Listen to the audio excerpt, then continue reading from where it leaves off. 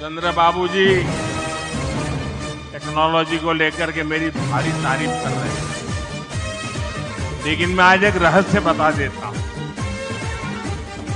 जब मैं गुजरात में नया मुख्यमंत्री बना तो मैं बाबू हैदराबाद में बैठ कर के किस किस प्रकार के इनिशिएटिव ले रहे हैं उसका बड़ा बारीकी से अध्ययन करता था और मैं उसमें से बहुत कुछ सीखता था और उसे आज मुझे लागू करने का अवसर मिला है, मैं लागू कर रहा हूं।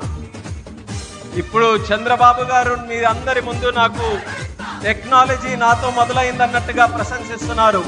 కానీ నేను మీ అందరికీ కూడా ఒక రహస్యం చెప్తాను.